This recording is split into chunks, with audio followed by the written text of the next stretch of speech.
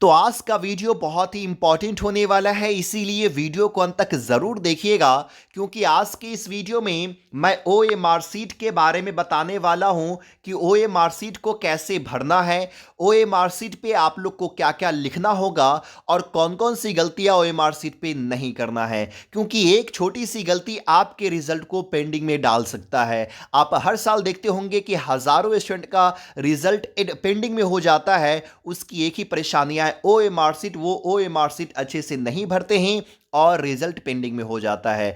Video शुरू करने से पहले मैं आपको बता दूं कि इस वीडियो को प्लीज़ आप ज़्यादा से ज़्यादा अपने दोस्तों को ज़रूर शेयर करें, ताकि वो भी ओएमआर शीट को अच्छे से भर सके और कोई गलती ना कर सके और रिजल्ट पेंडिंग में ना हो। अभी इस वीडियो को शेयर कर दीजिए।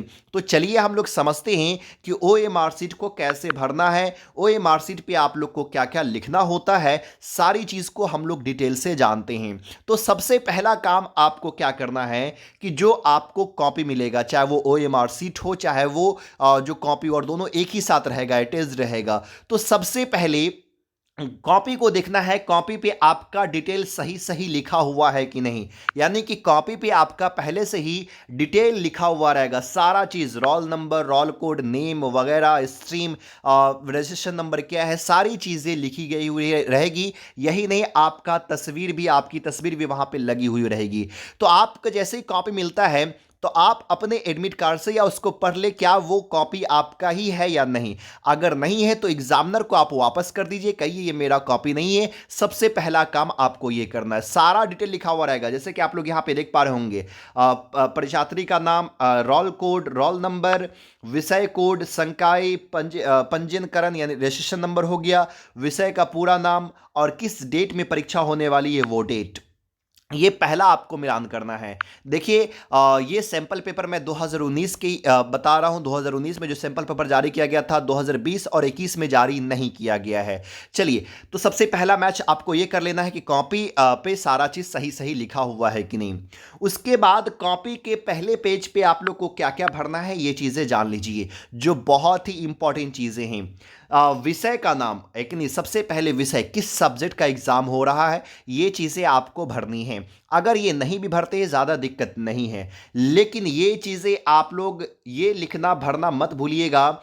उत्तर देने का माध्यम, medium of answering the questions, आप किस मीडियम में जो है सो आंसर देना चाहते हैं, इंग्लिश में देंगे या फिर हिंदी में देंगे, इन चीज़ों को लिखना मत भूलिएगा। यहाँ पे जो खाली स्थान रहेगा वही चीज़ें जिसमें आप लिखिएगा, इंग्लिश में लिखिएगा इंग्लिश लिख दीजिए, हिंदी में लिखिएगा हिंदी लिख दीजिए। और सबसे इंपॉर्टेंट चीज़, इसकी वजह से रिजल्ट पेंडिंग में होता है, बच्चे गलतियां करते इसको भरते नहीं है। प्रश्न कोड जो रहता है, क्वेश्चन कोड जो रहेगा, क्वेश्चन पेपर सेट कोड जो रहेगा, क्योंकि आप लोग का क्वेश्चन 10 सेट में आएगा, A B C D E F, इस तरह से कर करके आएगा। क्वेश्चन सेम होता है लेकिन नंबरिंग जो है सो अलग होता है। किसी में अगर क्वेश्चन है कि जॉन डॉन कौन से पोएट थे, तो ये आपको सबका क्वेश्चन यही रहेगा, लेकिन एक में क्या रहेगा, क्वेश्चन नंबर फर्स्ट रहेगा तो किसी का क्वेश्चन नंबर 10 रहेगा, तो किसी का 18 रहेगा, क्वेश्चन नंबर अलग अलग रहता है, वरना क्वेश्चन सेम रहेगा। तो आपको किस कोड का जो है सो क्वेश्चन मिला है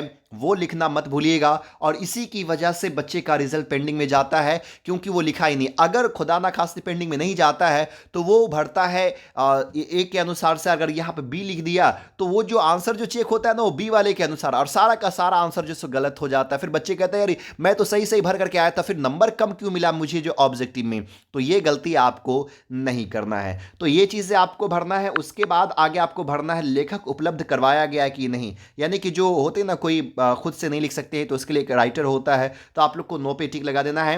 बाकी आगे सारी चीज़ें जो सो लिखी गई हुई रहेगी। ये चीज़ें आपको नहीं भरना है, ये सिर्फ एग्जामिनर के लिए जो कॉपी चेक करते हैं वो भरेंगे। आपको जो नहीं भरना यहाँ पे उनका साइन करना, बाकी सारी चीज़ें जो सो भरी रहेगी। फिर से आगे जो है यहाँ पे सेट कोड आपको जो सो भरना है, और यहाँ पे नाम, और नाम के बाद आपका सिग्नेचर। यहाँ पे ये दो चीज़ें आपको भरनी है, सॉरी, सब्जेक्ट का नाम हो और साथ में जो है सो सिग्नेचर, और ऊपर में आपका कैपिटल लेटर में नाम लिखना है। और उसके बाद यहाँ पे क्वेश्चन जो आपको सीरियल नंबर मिला हुआ है क्वेश्चन पेपर का, कॉपी का, वो लिखना यहाँ पे मत भूलिएगा। वो चीज़ें यहाँ पे जो सो आपको लिखना है।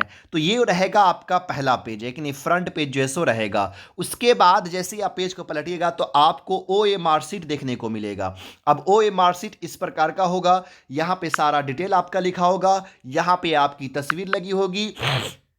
उसके बाद ओएमआर सीट पे भी आपको भरना है कि कौन सा कोड है, कोड ए है या कोड बी है या कोड सी है, ये सारी चीज़ भरनी है। जो आपको कॉपी मिलेगा, कॉपी का जो नंबर रहेगा वो नंबर यहाँ पे सीरियल नंबर लिखना है, और उसके बाद आपको यहाँ पे केंद्र का जो है नाम लिखना है, और साथ में यहाँ पे आपको जो है सो साइन करना है, सिग्नेचर जो है सो यहाँ पे जो है सो करना है। यहाँ पे जो आपके एग्जामिनर होंगे वो सिग्नेचर जो है सो करेंगे। चलिए, उसके बाद यहां पे आपको 100 ऑप्शन जो है सो दिया जाएगा। कितना ऑप्शन रहेगा? 100 ऑप्शन रहेगा, 100 नंबर तक रहेगा। जैसे कि आप लोग देख पा रहे होंगे 1 2 3 4 5 इस तरह से करके 50 है, तो आपको 100 रहेगा।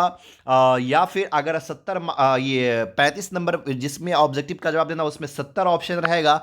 अब यहां पे क्या करना है, तो 100 तो रहेगा, 1 से लेकर के 100 तक रहेगा, लेकिन आपको जवाब कितने का देना है? सिर्फ और सिर्फ 50 क्वेश्चन का जवाब देना है। तो अगर आप पहला क्वेश्चन पढ़ें, पहले क्वेश्चन का आंसर मालूम है तो उसके आंसर को आप भर दीजिए। लेकिन अगर बी है तो बी पे जैसा आप लोग टिक लगा दीजिए। अब उसके बाद आप जाते हैं क्वेश्चन नंबर 2 पे। क्वेश्चन नंबर 2 आपको मालूम नहीं है तो क्वेश्चन नंबर 2 को छोड़ दीजिए, क्वेश्चन नंबर 2 पे कुछ भी नहीं करना है। उसके बाद क्वेश्चन नंबर 3 पे जाते हैं, उसका भी आंसर मालूम नहीं है, उसको भी छोड़ दीजिए। क्वेश्चन नंबर 4 पे जाते हैं, और क्वेश्चन नंबर 4 पे जाने के बाद जो है आपको आंसर मालूम है कि भाई ए होगा, तो ए पे गोला जो सो भर दीजिए। यानी कि जिसका आंसर मालूम है ना उसी के सामने आप लोग जो है उस पे जो सो भरिएगा। तो ये चीज़ ओ एम आर शीट भरना है।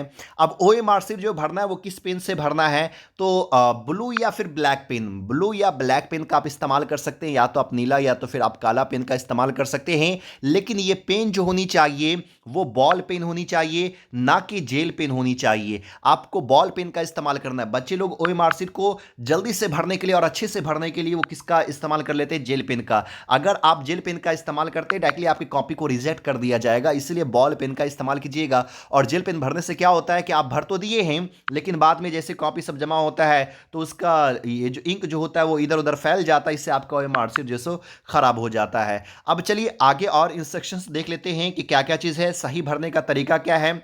अब यहां पे देख पा रहे होंगे आपको इस तरह से एकदम अच्छे से जो सो गोला करके भरना है, ये सही तरीका है। उसके बाद इस तरह से आप अधूरा नहीं छोड़ सकते, या इस तरह से नहीं, या इस तरह से नहीं, या इस तरह से आपको नहीं भरना है। फिर स्टूडेंट क्या गलतियां करते हैं कि वो तो भर दिया किस पे, ए पे टिक लगा दिया, फिर उसको कुछ देर के बाद पता चलता कि यार ए तो इसका आंसर नहीं होगा, इसका आंसर तो डी होगा, तो वो डी पे लगा देता और इसको ऐसे काट देता है, या फिर उसको नाखून से जो उड़ेड़ देता है।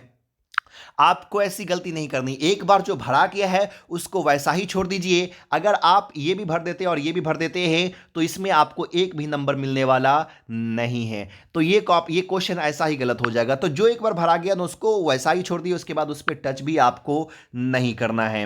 चलिए उसके बाद आगे यहां पे क्या कहा गया, ओएमआर उत्तर पात्र को न तो मोड़े और न ही उस पर जहां तहां चिन्ह लगाए। तो ओएमआर शीट जो मिलेगा उस पर आपको कभी भी जो है वो मोड़ना नहीं है, क्योंकि वो कंप्यूटर में चेक होगा। तो मोड़ना नहीं है, ये गलती भूल से मत कीजिएगा। मोड़ने की गलती जो है तो मोड़ना नहीं है, और उस पर इधर उधर कहीं पे भी कुछ लिखने की आपको जरूरत नहीं है। उसके बाद जो आपको आगे निर्देश देखना है कि आपको एक्स्ट्रा से जो है सो कॉपी नहीं दिया जाएगा, और ऐसे आपका पेज कभी खत्म नहीं होने वाला है। उसमें शायद 20 या 25 पेज होता है, मैथ में थोड़ा ज़्यादा रहता है। फिर बच्चों का सवाल रहता है कि रफ कहाँ पे करें, तो रफ के बारे में बता दिया गया हुआ है कि आपके कॉपी का जो लास्ट पेज है आप उधर से रफ करें, और रफ करने के बाद एक बार उसको इस तरह से जो है सो क्रॉस कर दे। तो जो कॉपी का लास्ट पेज होगा ना वहाँ से आप लोग रफ कीजिएगा, चाहे वो फिजिक्स का हो, चाहे वो केमिस्ट्री का हो, चाहे वो मैथ में हो, जिस भी सब्जेक्ट में हो। और रफ करने के बाद उसको इस तरह से एक बार क्या कर देना, क्रॉस कर देना है। तो रफ कर लेना है।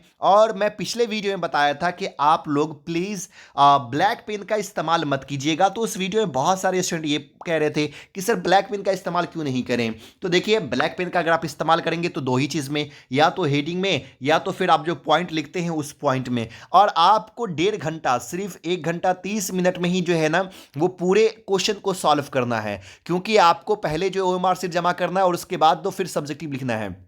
तो 1.5 घंटा में ही आपको सॉल्व करना है। अब हेडिंग देते हैं ब्लैक पेन से उठाओ फिर ब्लू पेन लो, ऐसे आपका टाइम वेस्ट होगा। और दूसरी बात कि ये एग्जामिनर कभी नहीं कहता कि आप जो है सो ब्लैक पेन से लिखिए। और कई बार ये चीज़ें देखने को मिली है, अगर आप लिखते हैं ना तो एग्जामिनर के मूड पे निर्भर करता है। आप तो लिख सकते हैं, लेकिन ये एग्जामिनर पे निर्भर करता है कि वो नंबर दे या नंबर काटे, और ज़्यादातर एग्जामिनर नंबर काट ही लेता है। सीबीएसई बोर्ड में डायरेक्टली ये इंस्ट्रक्शंस लिखा हुआ होता है कि आप ब्लैक पेन का इस्तेमाल ना करें सब्जेक्टिव के लिए, आप ऑब्जेक्टिव के लिए इस्तेमाल कर सकते हैं। तो ये सारा इंस्ट्रक्शंस था, जो उम्मीद करते हैं आप लोग को समझ में आ गया होगा। और पिछले वाले वीडियो में बताया था कि जैसे आप एक सब्जेक्टिव क्वेश्चन लिखते हैं तो उसके बाद आपको इस तरह के लाइन जो सो दे देने हैं, जो यहाँ पे आपको दिखाया भी गया हुआ, यहाँ पे जो सो कहा भी गया हुआ इंस्ट्रक्शंस में। अब यहां पे देख पा रहे होंगे सेक्शन नंबर 8 में कि सभी प्रश्नों के उत्तर समाप्त होने पर अंतिम के नीचे से क्षैतिज रेखा खींच दे। यानी कि जितने भी आपको क्वेश्चन है उसके आंसर जब लिखते तो उसके अंदर ये रेखा इस तरह खींच दे, ताकि एग्जामिनर को पता चल सके कि नहीं हमारा आंसर यहीं पे खत्म है। तो ये सारे जो है सो आपको इंस्ट्रक्शंस फॉलो करने हैं। उम्मीद करता हूं ये वीडियो आपको अच्छा लगा होगा। अगर अभी भी कोई क्वेश्चन रह गया है तो प्लीज़ कॉमेंट बॉक्स में आप लोग जरूर लिखिए, ताकि आपके क्वेश्चन का जवाब जो है सो मिल सके। फिर मिलता है अगले वीडियो में, तब तक के लिए बाय।